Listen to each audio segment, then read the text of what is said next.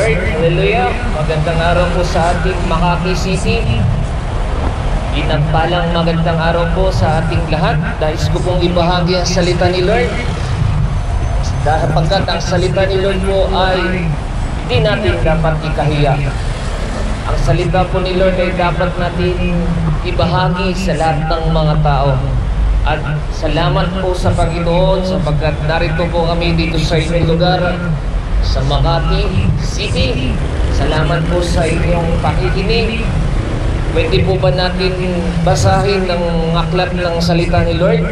Sapagkat ang salita ni Lord ay napaka-importante po sa ating pang-araw-araw.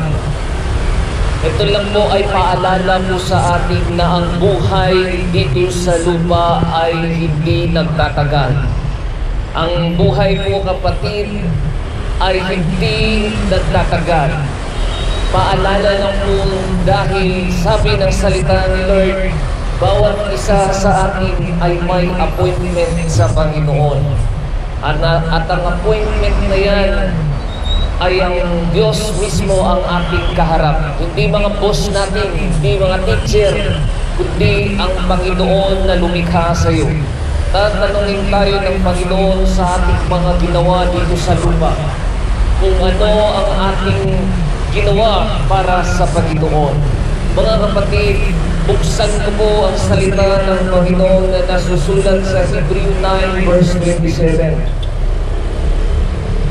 Ang sabi po ng salita ng Diyos, Hebrew 9 verse 27, itinakda sa mga tao na minsan lamang mamatay at pagkatapos ay paghuhukom. Mga kapatid, ang sabi ng Biblia, itinakda daw sa tao na minsan lamang mamatay lamang at pagkatapos ay ang paghuhukom. Yan po ang ating appointment sa Panginoon. Man is appointed at pagkatapos niyan ay hahatulan na tayo ng Panginoon.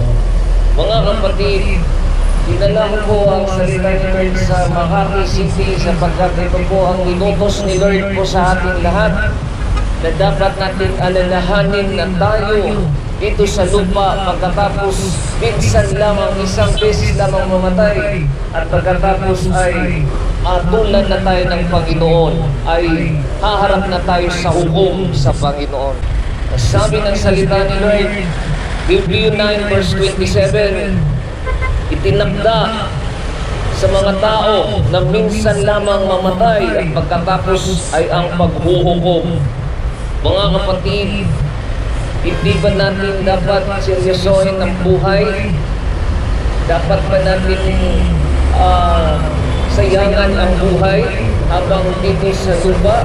Bigyan tayo ng pagkakataon na mamuhay sa halip magpakabuti. Mga kapatid, ano po ba ang dapat natin gawin? Kundi magpakabuti samantalang may buhay pa dito sa lupa. Mga kapatid, death is no respecter.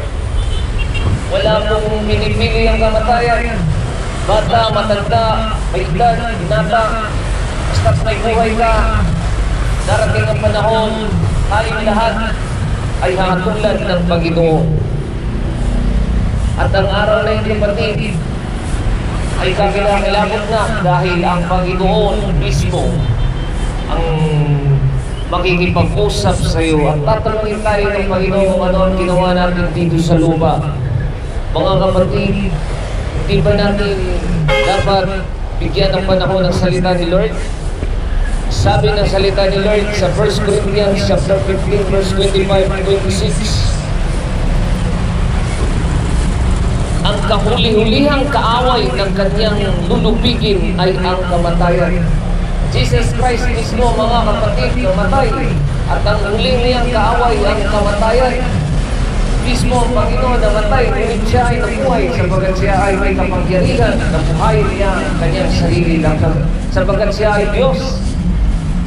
At mga kapatid, kung si Jesus Christ mismo namatay, at nabuhay dahil may kapangyarihan siyang buhay sa kanyang sarili. Kapatid, tayo din mismo ay ang ating kaaway, ang huli nating kaaway ay ang kamatayan.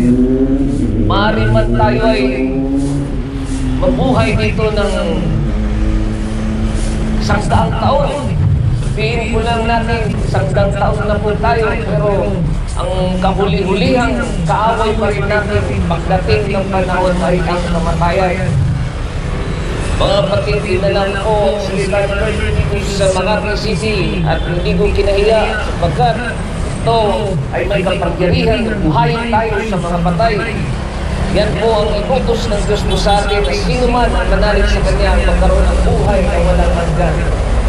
Mga kapatid, dito sa lupa, pangkin mo man ang lahat.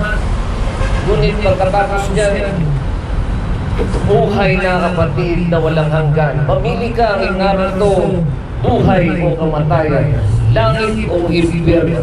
Mga kapatid, walang pinipili ang kamatayan kahit bata, matanda.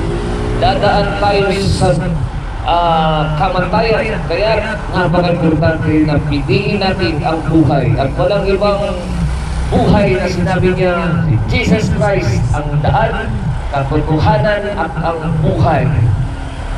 Sa Panginoon lamang natin po matagpuan ang buhay na walang hanggan.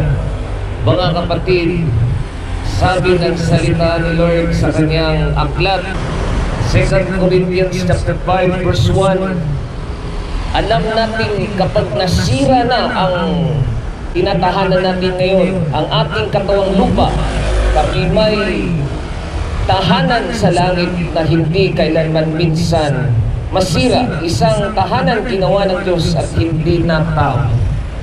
Dito sa lupa, mabubulok lang tayo. Ang katawan natin dito sa lupa, pansamantala lang po. Kaya napaka-importante na piliin natin ang buhay na walang hanggan, na matagpuan lang natin sa ating Panginoon na si Yeshua HaMashiach, Yahweh Jesus Christ. Kapatid, sabi ng salita ng Diyos sa Pahayag 21 verse 8, subalit para naman sa mga duwag, mga taksil, mga duwag na sinasabi ng Biblia, kapatid, nagsasabi Kristiyano pero hindi naman nakapagbahagi ng salita ni Lord. Yan ay kaduwagan. Ang gusto ng Panginoon, ibahagi mo ang salita ng Diyos. Hindi tayo natatakot kapagkat ito ay may kapangyarihan na buhayin tayo sa mga patay. Kahit ano man ang mangyari, si Yeshua HaMashiach, Yahweh Jesus Christ, buhayin tayo. Kapatid, sabi ng Biblia, para naman daw sa mga duwag, mga taksil, mga gumagawa ng mga kasuklam-suklam na bagay, mga mamamatay tao, mga nakikiapid, mga mangkukulam, mga sumasamba sa Diyos-Diyosan at sa lahat na nagsisinungaling, ang magiging bahagi nila sa lawa na nagliliyab na apoy at nasopre. Ito ang pangalawang kamatayan. Kapatid, dito sa lupa, pag mamatay ka, hindi pa yan. May pangalawang kamatayan pa at ang Panginoon na siyang hahatol sa atin kung saan ka mapunta.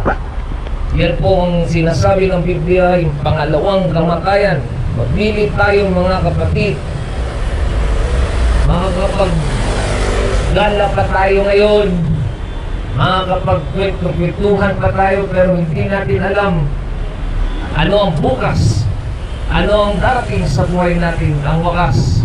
Kaya siguro po natin ang ating kaligtasan na walang iba na makakapagligtas sa atin na si Jesus Christ. Yes, Lord. That is the Lord na buhayin tayo sa mga patay. Kahit mamatay na tayo, bubuhayin pa rin tayo ng Panginoon. Sabi ng aklat ng Biblia, John chapter 11 verse 25 to 27, 11 verses 25 to 27, sinabi sa kanya ni Jesus, ako ang muling pagkabuhay at ang buhay. Ang sino mang sumampalataya sa akin kahit mamatay ay muling mabubuhay. At sino mang nabubuhay at sumampalataya sa akin ay hindi mamamatay kailanman. Naniniwala ka ba sa sinasabi ko? Yan po ang sinabi ng Diyos po sa akin. Sinabi na, ulitin mo po, ako ang muling pagkabuhay at ang buhay. At sino mang sumampalataya sa akin, kahit mamatay, ay muling mabubuhay. Kapatid, yan po ang magandang balita. Kung wala si Jesus Christ na buhay mo, kapatid, yan po ang pinakapangit na lugar na darating ka, pupuntahan mo ang dagat-dagat ng impyerno. Yan po ang pangalawang kamatayan. Sinabi ng aklat ng Biblia po sa atin na kung sino man ang sumampalataya sa Kanya ay magkaroon ng buhay na walang hanggan. Nais ng Diyos sa atin ay buhayin tayo sa mga patay. Pagkatapos ng buhay dito sa lupa, meron na naman siyang inanda sa iyo na buhay na walang hanggan. At matatagpuan mo lang yan kay Yeshua HaMashiach, Yahweh Jesus Christ. Kapatid, malay mo, bukas na tayo kunin ng Panginoon. Malay mo, ilang taon ka na lang nang sa buhay mo. Malay mo, lilingtuin tayo dito sa Makati City. O kaya magkaroon ng malakas na lindol. Ano kaya ang mangyari? Hindi natin alam. Kaya ito po ang sasabihin ko sa inyo. Nagdala po ako dito ng magandang balita. Malay mo, ikaw ang iniligtas ng Diyos. I-rescue ka ng Diyos bago pa ang magiging sakuna sa lugar dito sa inyong lugar. Kapatid, gusto ng Diyos na maligtas ang lahat ng mga tao. Ngunit wala tayong magawa sapagkat kinakailangan ng tao ay mamili. Hindi pamatagalan ang tao, kapatid.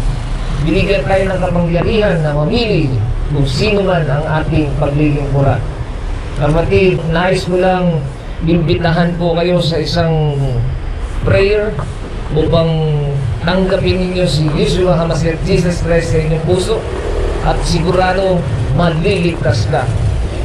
Ipapangako ko sa inyo ng buhay niyo, kapatid, kapag tanggapin niyo ang Panginoon ay maiba.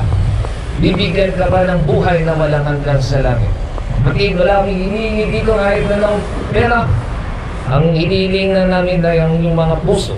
Salamat po sa inyong panahon at sana po tanggapin ninyo ang Panginoon ng buong puso ninyo at sabihin, Jesus Christ, Yeshua HaMashiach, tinatanggap kita bilang aking Diyos at tagapagligtas.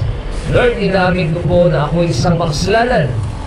Ibigin ka, Panginoon, dahil at namatay dahil sa aking makasalanan sa pangatlong araw na buhay muli. Lord, tawarin niyo po sa aking makasalanan at simula ngayon, Panginoon, baguhin niyo po ako. Pakita niyo, Lord, na ikaw, Jesus Christ, ang Diyos, Lord. Salita po kayo, Panginoon. Amen. Yes, Lord, salamat po, Panginoon, sa buhay ng mga kapatid namin sa Makati City. Sana po, bigyan niyo po natin ang panahon ng salita ni Lord. Huwag lang po natin na kabayaan na meron lang tayong pananampalataya pero wala namang gawa. Simba po tayo at basahin ang salita ni Lord. Libre lang po ang salita ni Lord. May Biblia po. Basahin po natin yan dahil salita na ng Panginoon yan. Mga kapatid, di po natin ikahiya ang salita ng Diyos sapagkat sinabi niya, sino man ang nahihiya sa Kanya, kakahiya din. Kaya, kapatid, wala na po kami pananagutan sa inyong lugar, sa Makati City. Naglakbay po ako sa ibang lugar, ang Luzon, Visayas, Mindanao, at sana po natanggap po ninyo ang biyaya ng Diyos, ang libreng kaligtasan. Maraming salamat po, Makati City. Hanggang sa muli, palain po kayo, Panginoon. Amen. Glory to God.